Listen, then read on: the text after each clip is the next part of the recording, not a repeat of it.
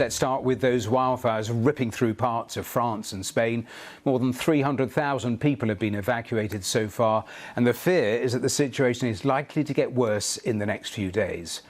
Firefighters in France say they are still not in control of an unprecedented blaze that is just 15 kilometres away from the city of Bordeaux. More than 2,500 firefighters are trying to contain that blaze. Another heatwave is expected later in the week. The French President Emmanuel Macron has been holding an emergency cabinet meeting earlier today. In Spain, more than 120,000 acres of land have been consumed by the fires near the capital, Madrid. That makes it the biggest forest fire in the country's recent history. The Prime Minister, Pedro Sánchez, has been visiting the eastern city of Valencia, where 15,000 people have been evacuated. Here's our reporter, James Waterhouse. West of Madrid, this advancing wall of flame and heat is now the worst wildfire in the region's history. There is no shortage of dry vegetation for it to consume, thanks to successive heat waves after a wet winter. And human efforts to contain it almost appear futile against the scale of what they're facing. Today, partly thanks to the weather, the situation has improved, say officials.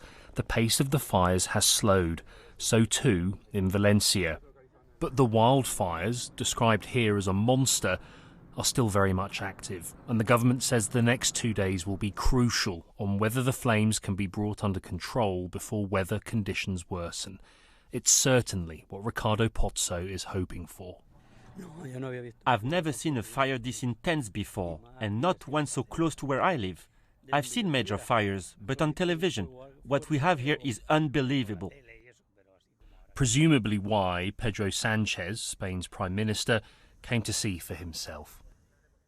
Over the border, the French President Emmanuel Macron has been holding a crisis meeting with senior aides. He's promised to repair the damage caused by the fires that could take months to be put out. In the southwestern Gironde region, less wind and a small bit of rain means the fires have slowed 9 miles south of Bordeaux. Not that local mayor, Philippe de Gonville, is getting carried away. The respite is only temporary, he argues. Weather conditions over the coming hours are unfavourable, so the fire could flare up again. For 5 days now, these wildfires have devastated a record surface area of France. Almost 250,000 people have now been evacuated. Only a tiny fraction have been able to return to their homes. Whether they're inhabitable or not is another question. Thursday evening, it turned into like a war zone. There were people everywhere, traffic jams everywhere, sirens going off all the time, people walking around with towels wrapped around them or emergency blankets because they couldn't get anything from their homes. Western Europe is experiencing multiple wildfires that are putting pressure on the resources of Spain and France. They also pose questions over the continent's collective ability to combat them, when fires like this will only become more frequent because of mainly human-induced climate change. James Waterhouse, BBC News, Paris. Well, let's speak live to Cathy Bullen, who lives in Contignac in the south of France. And Cathy, thank you so much for being here on the programme. Give me an idea of what it is like around where you are. How close have the fires got to you? Well, to the centre of the village, they were put out only about 300 metres from the centre of the village, was where the line that they did finally put them out. It was truly terrifying to watch these huge flames come over the hill from the Grand Bassillon, which is kind of northwest of our village. And the sapeurs-pompiers, I'd like to reiterate everything that's been said about all the other local rescue missions. The sapeurs-pompiers, together with the mayor and the prefecture of the Var, they have been quite extraordinary because they have gathered people together. There were planes and helicopters and water bombs going on, and it was actually relatively calm at the beginning, and people were informed about what was happening. It just, as everybody said, in all the other terrible fires that are going on, there was the wind brings it so quickly. So when we thought it was under control in the middle of the afternoon, having seen this plume of smoke kind of after lunch, it just roared over the mountain down towards the village. You take me to where I was going to ask you, because we've been reporting on these fires right since last week. You'll have been also there watching what is happening around you. Tell me, how fast did it progress to actually get to your village? Well, at lunchtime in our village of Cotignac, which is right in the middle of the Var, we after the morning market, we sat on our balcony and just watched a plume of smoke going up and remarked on the fact there was ash coming over the hill. By 3 o'clock, it was really clear that there was a proper fire going on.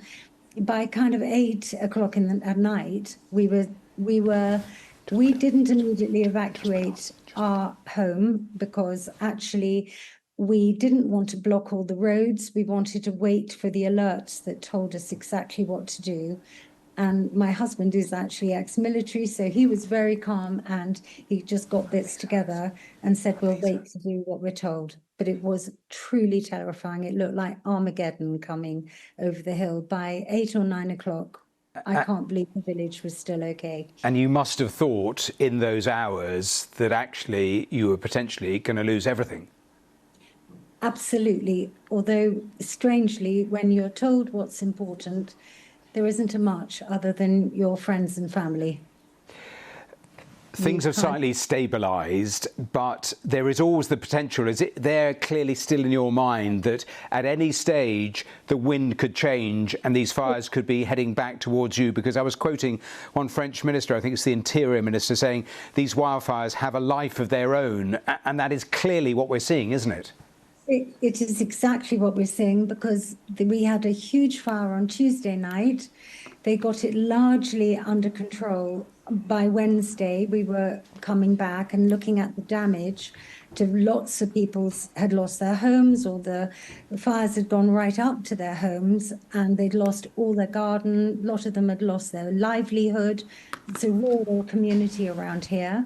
But by Wednesday afternoon, things were being damped down. Thursday night, everybody in the village was evacuated again. It was a horrendous fire on Thursday night, and having burnt very badly on Tuesday, just because the wind took it again, right the way.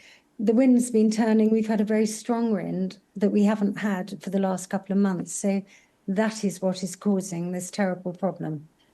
Well, Cathy, we have to end it there, but thank you for describing what you've been through over the last few days, and good luck in the coming days. Thank you so much for talking to us.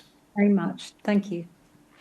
Well, that's just part of what is happening in France. We'll return to France in a moment or two, but let's turn to have a look at the situation in Spain, because we've seen huge fires in so many different areas around Valencia, around Madrid, the capital, with thousands of people also being evacuated from cities, and the firefighters, again, just like in France, battling with the changing winds that Cathy was just describing, that whip up the fires, sometimes change the direction.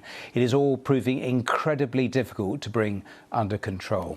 Well, a little earlier, Spain's Prime Minister, he visited Valencia, where so many people have been evacuated so far, and he underlined that the country was suffering the effects of climate crisis. What we are living in is not a succession of isolated events.